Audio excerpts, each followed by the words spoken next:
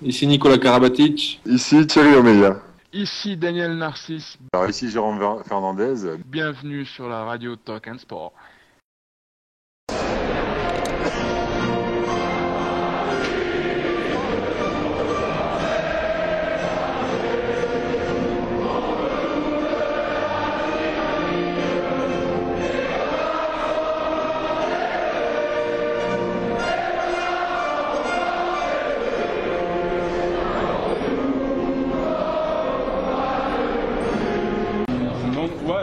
Je crois que ça fait 3 semaines que je m'entraîne pas normalement, que je m'entraîne pas avec les autres sans opposition, donc c'est clair que c'était difficile pour moi de rentrer aujourd'hui, mais voilà, quand on voit comment l'équipe s'est battue, il fallait aussi se battre sur le terrain pour essayer de les aider.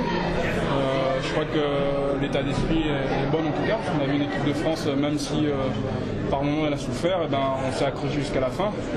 Après, moi personnellement, je vais essayer de rattraper en tout cas l'état physique des joueurs, parce que je suis un petit peu à la ramasse, je dois dire. Au bout de 5 minutes, j'étais déjà en manque d'oxygène, donc voilà, il n'y a que les matchs de toute façon qui vont me permettre de retrouver le rythme, de retrouver la fraîcheur physique pour essayer de durer un peu plus dans le match. C'est une équipe qui est jeune, qui a envie. Donc je pense que nous ont posé beaucoup de problèmes aujourd'hui. Bon, en fin de match, ils ont manqué un peu d'expérience, mais c'est une très très bonne équipe. Moi, je pense que la Tunisie, avec ce qu'elle a fait aujourd'hui, c'est une très bonne équipe. C'est un des prétendants au 8e de finale. Donc maintenant, nous, c'est bien qu'on ait gagné aujourd'hui, puisque ça nous donne beaucoup de chances de finir premier. Rien, on savait que ça allait être un match difficile. C'est le premier match du mondial, c'est jamais facile de commencer. Voilà, maintenant on est dans la compétition, il faut qu'on continue à travailler. Voilà, on n'a pas le temps de souffler, demain il y a notre match. Donc voilà, c'est bien d'avoir gagné, il y a une belle réaction de l'équipe à -3. Donc voilà, on a été capable de revenir et de gagner ce match de 4 buts, donc c'est quelque chose de très positif pour la suite. À 19-22 justement, il n'y a pas de crainte, pas de panique, vous gérez... Justement, il n'y en a pas eu, donc c'est ce qui nous a permis de rester lucide et de jouer bien le money time. Ça a été vraiment très difficile de gagner aujourd'hui. Est-ce que la France a déjoué quelque part ou bien la Tunisie était prête et très forte?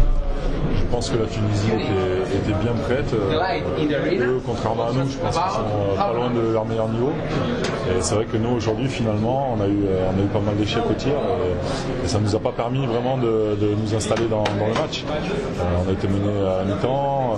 En deuxième mi-temps, on était à 3 buts. Et il a fallu beaucoup d'expérience et beaucoup de sang-froid pour aller gagner ce match. Et qu'est-ce qui vous a manqué sur le terrain? Je pense qu'on est encore loin de notre meilleur niveau parce qu'on n'a pas pu vraiment beaucoup s'entraîner au niveau handball. La préparation était courte.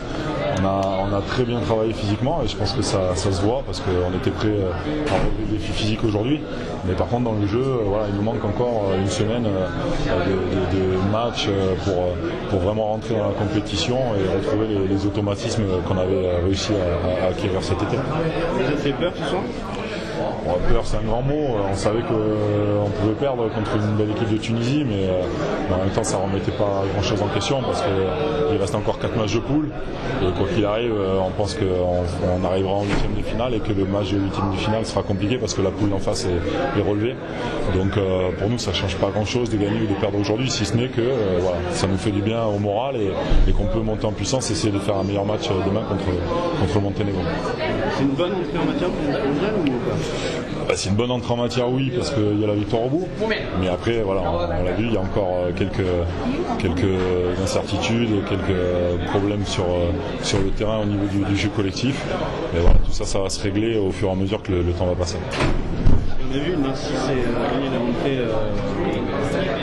deuxième mi-temps. Le deuxième mi-temps par là. Il a pas mal aidé le match quand même. Ouais. Est-ce que c'est ça la force de l'équipe de France? Est-ce que c'est d'avoir des joueurs sur qui s'appuyer à un moment donné quelque chose dans l'équipe? Ouais, je crois que ce qui fait notre force depuis plusieurs années, c'est notre banc de touche qui, à chaque fois qu'on fait appel à lui, est performant. On n'a pas, comme d'autres nations, 7 ou 8 bons joueurs, on en a 10, 12. Et forcément, quand on fait des rotations en deuxième mi-temps et qu'il y a des joueurs du même niveau qui rentrent sur le terrain, c'est vrai que pour notre adversaire, c'est plus compliqué de tenir le rythme, quoi. Thibaut, sur le public, c'est quasiment comme à la maison là. Ouais, là c'était génial. J'espérais que ça soit comme ça et voilà, ça s'est confirmé. Il y a beaucoup de Français qui ont passé les Pyrénées pour venir nous encourager. Donc c'est super sympa parce que je pense que sans eux aujourd'hui ça aurait été vraiment compliqué de venir. Ils ont poussé à la fin de la sortie. Ouais, ils ont poussé et puis ça fait chaud au cœur de rentrer dans une salle où il y a autant de Français. C'est vrai que sur les compétitions, mis à part à Londres cet été, on n'a pas trop l'habitude d'avoir autant de supporters.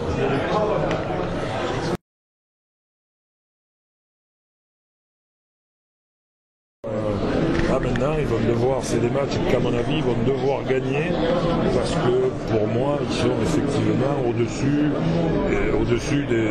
des trois autres équipes et ils sont capables, bien évidemment, également de battre l'Allemagne.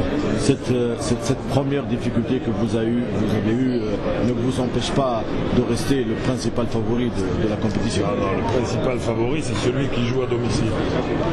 Parce que quand on voit comment on l'a éliminé des Jeux Olympiques, presque par miracle, et qui vont jouer ici avec le bénéfice des spectateurs. Mais bon, c'est un pays qui vous porte bonheur. En 92, déjà le premier sac de la France. On ne fait pas les compétitions et les grands résultats avec des porte-bonheur. Merci. Est-ce que c'est exactement le match auquel tu t'attendais ou est-ce qu'il y a des choses qui t'ont surpris? Non, c'était vraiment le match que j'attendais. J'avoue que les Tunisiens m'ont étonné par la qualité de leur jeu, mais aussi par leur efficacité, parce qu'ils ont vraiment été d'une qualité au shoot qui a été impressionnante. Je crois qu'il a vraiment fallu qu'on arrive à les perturber sur des organisations défensives inhabituelles, avec l'individuel et des choses comme ça, pour vraiment arriver à les empêcher de réciter leur jeu.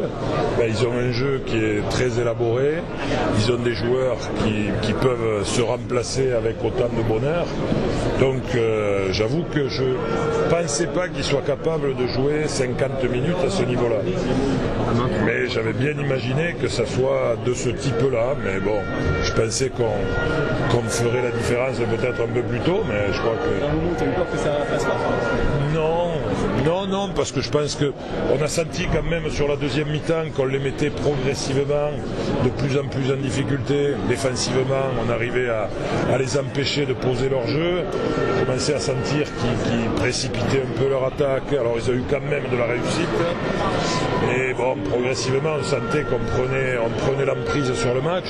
Je crois que ce qu'on avait imaginé, c'est effectivement une défense qui coupe les grandes courses d'arrière, une défense qui les empêche de se mettre en situation idéale de tir, et surtout une défense à partir du moment où ils commençaient à perdre des ballons et à rater des tirs, qui nous permettent de mettre en place notre jeu rapide et les contre-attaques.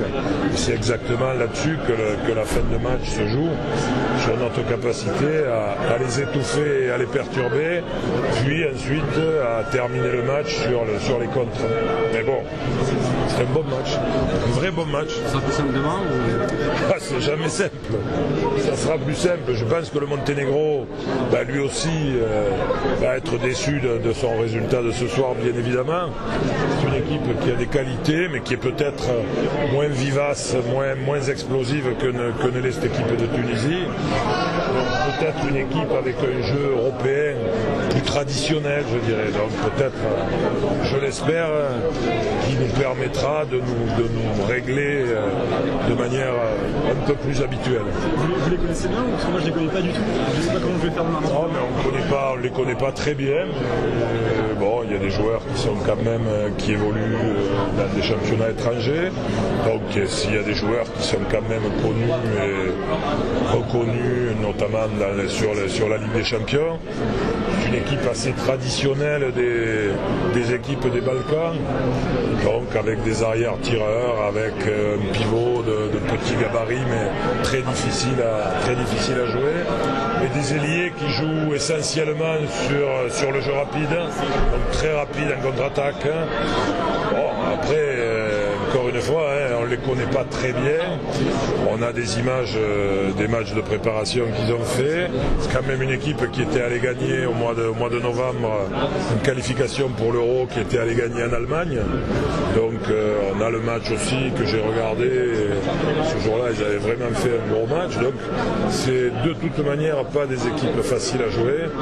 Et pour que le match soit plus facile qu'aujourd'hui, il faut qu'on se le rende facile et qu'on soit capable, nous, de positionner notre jeu tout de suite et peut-être de les mettre en difficulté. C'est sûr que s'ils sont en difficulté assez rapidement dans le match, peut-être qu'ils vont aussi réfléchir à garder de l'énergie pour peut-être jouer des matchs plus déterminants. Mais encore à nous de les pousser à ce type de calcul.